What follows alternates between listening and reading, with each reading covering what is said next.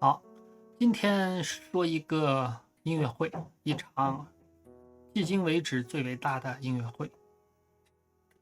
当然，现在是 ChatGPT 正在火，所以呢，它能不能复制这个音乐会呢？结论当然是不能了，因为这次音乐会它完全是一次神迹啊，超过奇迹的一个神迹。那它的发起人呢是这位小哥啊，爱尔兰乐手 Bob 戈尔道夫，他是一个叫包汤 Rance 啊，包汤老鼠啊，这个乐队的创始人。当时他是其实1984年之前，85年之前并不怎么成功，只有少数歌曲上了榜。84年呢，他是看了Mike Bork，呃叫 Bork 吧，麦克就是这位呢是 BBC 新闻组一个知名主持人。当时94年他有一系列有关埃塞俄比亚饥荒的报道，这个报道呢大大震撼了这个小伙子鲍勃啊戈尔道夫。那里头比如说有一个情节，就是当时 BBC 追踪的我们国际联合国吧救援组织里头有一个护士，那只是个普通人，但是因为食品短缺啊，结果他呢就是由他来判定哪一个儿童撑不住了，这样呢就把他的口粮分给其他人，只能让这个埃塞俄比亚的儿童现场活活饿死。这种事情是大大震撼了在发达国家啊爱尔兰的这个戈尔道夫。当时的系列报道呢被形容是地球上最接近地狱的地方啊，因为无论是景观啊、数字，还有当时现场的场景啊，那么，所以他呢受此激发，写出了应该说是第一首霸榜啊，就是连续8周都是销量第一的。这个他们知道圣诞节吗？啊，这首歌84年，但是这首歌它的版权也好，怎么扣完之后，它其实按照自己的力量，它能够捐出去的善款3000英镑都不到，所以呢，他咬紧牙关啊，发布了这个 Live Aid，85年7月13号正式开始。之前呢，他是好吧，整整将近1年的时间啊。有了这个想法之后，他把一切的时间、一切的精力、一切的技巧、人生技巧都投入进去了。85年7月13号，Live Aid 啊正式开始。那是两地，其实不止两地啊，全球应该是7、8个地方，包括日本都有。但是影响最大的就这两个地方。英国呢是中午12点到晚上10点，在伦敦温布利体育场，现场有超过72000名观众。那美国费城肯尼迪体育场，它这个体积比较大，容纳了89000多人，是早上7点钟一直到半夜11点啊，8.9万人。那么，就是他经过他的努力，有超过150家的150个国家转播了，以及通过收音机，还有各种各样的方式方法，比如说那个有的东欧国家不允许这个摇滚乐这个演出啊，或者怎么地，所以有人偷偷自己组装了收音机去收听啊，150多个国家转播和收听吧这一场盛会，将近19亿人间接或者直接参与了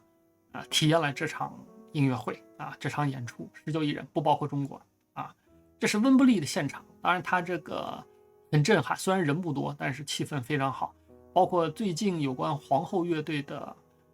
电影也完美重现了这个场景。那真的是费城啊，肯尼迪这个体育馆，两个都是体育馆。那中间呢有一个中间有发生很多很多事儿，比如说特纳的被唱了半中间裙子给撕掉了，不得不穿着内裤唱完这首歌等等类似。但里头比较传奇的，甚至于现在再也无法复刻的呢，是菲尔科林斯。他呢在英国先表演完，然后呢跳上协和这个客机，然后穿梭到美国，3个小时到美国又参加了美国的这个 Live Aid 这个演唱会同给别人伴奏也演唱，也是说这是世界上唯一一个同时参加两地同一场音乐会的人而且他还神奇的在科技上呢遇到了雪儿啊，这个美国歌手，他对这个演唱会根本不知道，而且他把他拐过去了，还唱了一首压轴的这个歌。后续呢，陆陆续续其实一共收集到了善款1.5亿左右的英镑。那么是由84年，就是在这个85年成立之前这个 Bob 就已经成立了这个 Band Aid 就是翻译过来叫乐队援助，Live 援助叫生命援助，或者说叫实况援助这个词儿双语词儿，由这个 Band Aid 这个组织或者说这个基金会团队持续接收善款，并且运用，一直到现在，这个组织还在。那后面甚至于延伸出来，非洲发展小组，专门为非洲饥荒还有这个民族屠杀呀，这个种族屠杀等等各种各样问题解决的这个非洲发展小组，里头包含了当时的安南，就是联合国这个委员长应该叫委员长吧，还有这个托尼·布莱尔这当时呢还不是，后来是变成英国首相。那布莱尔本身呢是现场在温布利听了这个音乐会全程经历整整站了1天，大受这个震撼，所以就成了这个鲍勃本身的不叫信徒，一个非常非常好的朋友一直到现在都是一直有联系。那么这个 Live Aid 之后，Live 和 Aid 就变成各种各样演出、集会包括甚至于团体的这个热词儿，有 Live 什么什么的好多活动，以及什么什么什么 Aid 的好多好多活动那么后期呢，这个善款狠得很。这个因为爱尔兰其实这个也很轴，跟我们东北人似的。他呢是Bob这个戈尔道叫什么吉尔道夫，专门是亲自组建团队，从欧洲采购粮食，然后呢甚至于采购运输工具去输送到埃塞俄比亚的比较前线就是内陆。因为那个时候真的，你从海边你想运到内陆都没那么简单，道路交通交通工具安全的都不行。但是他咬紧牙关，因为那是他年轻的时候发誓要干好这事儿，所以是真正亲自去干这个事情。但是 BBC 呢，后来也是媒体吧，他这个道听途说，质疑这个 Live Aid 以及 Band Aid 这个善款对善款的，他是为了就甚至于后面没有转换成药品粮食输送到难民那里头，甚至于变成了当地军阀的这个军事物资又质疑。但是好在是啥呢？整个过程所有的单据记录都非常完善，以至于 BBC 后来不得不道歉，甚至于这可能是 BBC 历史上的首次道歉，就是 OK 我们报道不详，没有真的调查人家这个 Live Aid 的善款应用是 OK 的那么这一次活动产生的影响，其实后续呢非常非常大。比如说后来的 Lady Gaga 著名的这个歌手，美国流行歌手，她呢是当然她太年轻现场没有听，只是说看了这个Live Aid 的这个录像大受震撼。特别是最后皇后乐队唱的一首歌里头的歌词 Radio Gaga，还有一个什么Momo 什么的，就是歌词里头，他就直接干脆把 Radio Gaga 改成了自己的艺名 Lady Gaga， 以及这个后来慢慢的这个录像呢，也通过各种各样渠道流入了中国，形成了中国摇滚的精神的种子。再后来这个后续还有05年就20年之后Live Aid 20周年那会儿呢，举行了 Live 8演唱会或者音乐会。它呢是为什么叫8呢？是针对 G8，就是8国集团会议，那个时候是05年刚好也是7月份要组织，所以那么Bob这位小伙呢是就是还是很轴，因为这个非洲问题真的是没有彻底解决，所以这个戈尔道夫的话，戈尔多夫或者戈尔道夫专门是受到叫什么来着？受到感召，或者说他也应承了对应的为了这个 G8 举办这个 Live 8来产生影响力。也就说穿了 ，Live Aid 它最大的一个成果有可能还不是捐款，而是说 OK 我普通人通过这种盛大的类似于神迹的这个活动是可以影响到国际或者国家的一些政治决策的。所以 Live 8是针对 G8 8国集团会议组织的演唱会，虽然外部报道是 Live A 的第二版，但是他自己不承认，为啥呢？因为所有演唱会是免费的，那么他的宣称口号是我不要你钱，要你的支持，要你的声援，来让 G8就是八国集团呢为非洲的相关援助就是援助策略吧进行改善，所以最后呢是真的达到了500亿美元以上的这个不叫捐助，这是叫援助，以及这个欠款的减免的这个策略执行下来了。这个是比 Live A 的就是实际吧，就是涉及到的金额更大。那么规模呢，它是这个叫不叫应该是05年写错了，05年7月2号开始，到后来又是连续几场的前面整整10多场。那么主要的是英国伦敦有一场，美国费城、加拿大巴黎、德国柏林、俄罗斯这个莫斯科红场，这会儿已经是俄罗斯了，10多场都有。但是呢，这个里头最震撼人心的是在费城的这个现场，请来了这位小姑娘她叫沃尔都。20年前她在 BBC 的这个纪录片当中是濒死差点被饿死。那么20年之后在费城现场她呢是选择了跟麦当娜同台。不叫现役，同时出场，为啥呢？因为他只听说过麦当娜，也就是说在非洲，麦当娜的影响力还 OK。但麦当娜抱着这小姑娘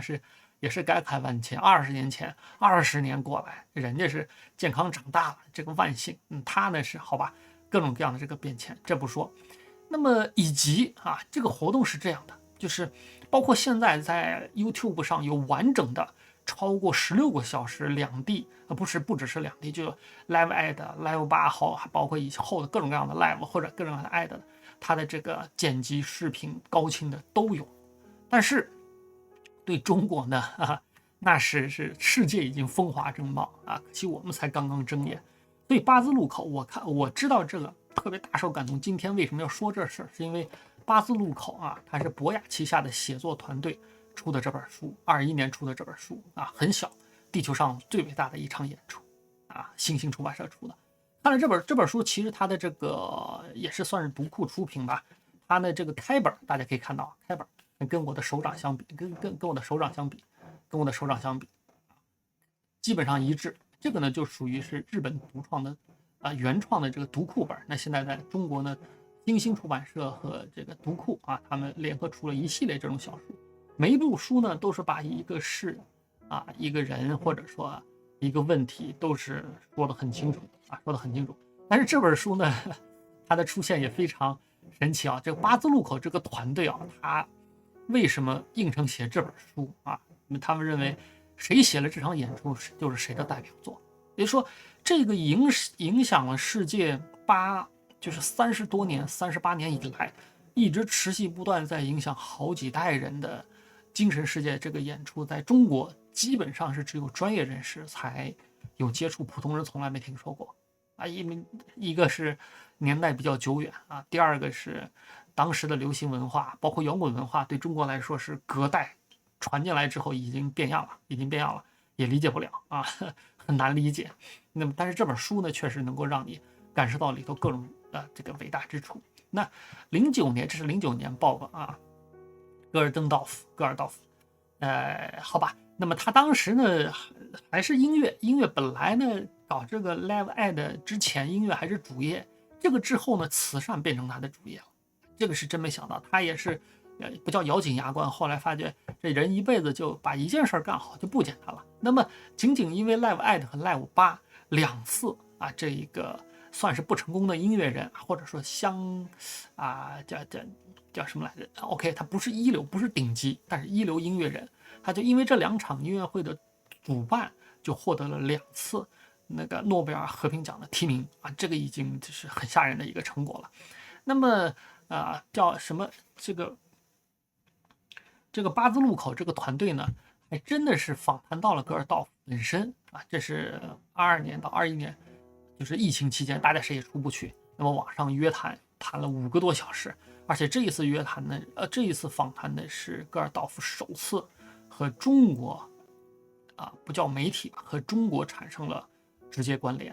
那么它里头谈及了很多事情。那么其实这本书前面4/5全都是有关这2场音乐会啊，这一场音乐会吧，前因后果以及一些历史史实。但是后面1/5有关他这个访谈的记录，我觉得是价值最大的，因为是这个经历了，甚至是制造了构建了这2场最伟大演出的这个，好吧，这一个创始人，他这30多年来对于世界的变化，对于非洲的变化，对于中国的变化，对于音乐的变化，有深刻的这个叫理解非常震撼，非常震撼。也就是说，一直说到免费音乐时代，免费音乐时代实际上为了响应，不是响应，为了也是支持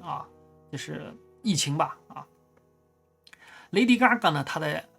就是3年前，2020年呢是发起了一个 Together at Home， 一个叫全球在线音乐会的一个活动，聚集了1000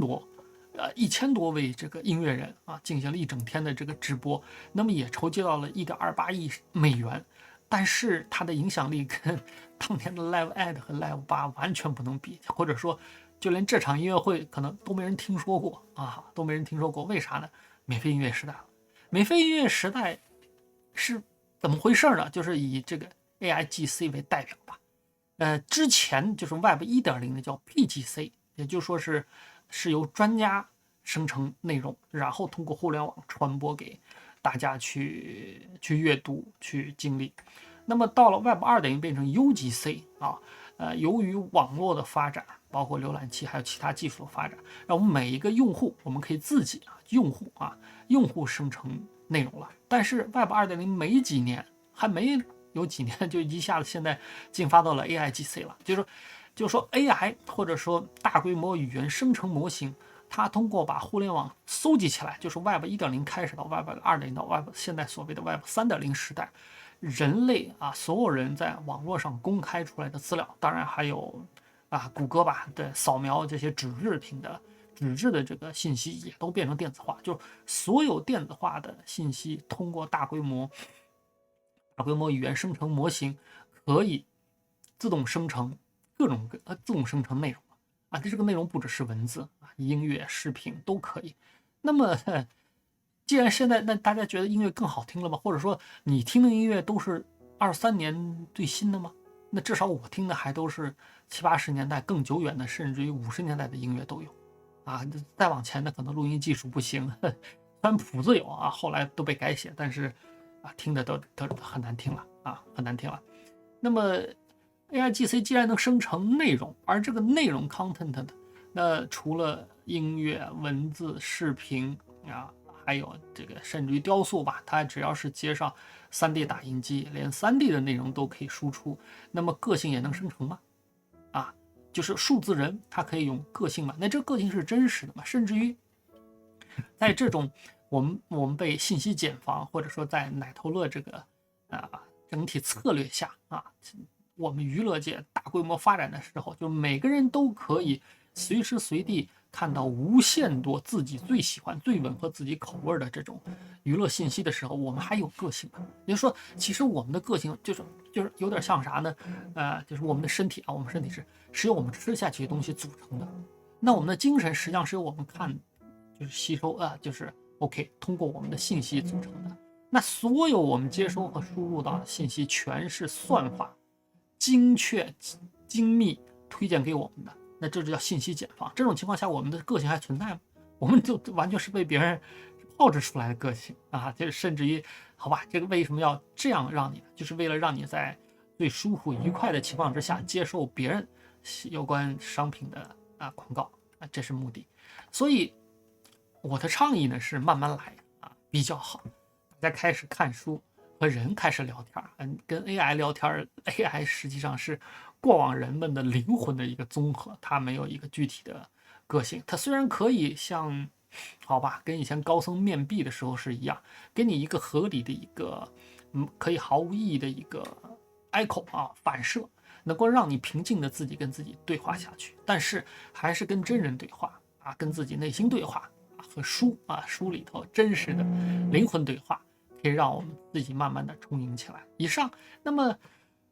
大妈的多重宇宙，也是开始这么多年啊，开始认真的跟世界聊聊天啊，希望大家也开始欢迎大家订阅啊，一块儿去聊一些有趣或者无趣的事情，或者无用的事情，哈哈。好，幻灯呢也是在线，随时欢迎大家可以 review 啊。那么如果留言或者订阅都难以去叙说你复杂的问题，可以向这个邮箱去发邮件，那我们继续讨论。这是这一次快速分享的这个参考资料。OK，好，以上今天先到这儿，好，拜拜。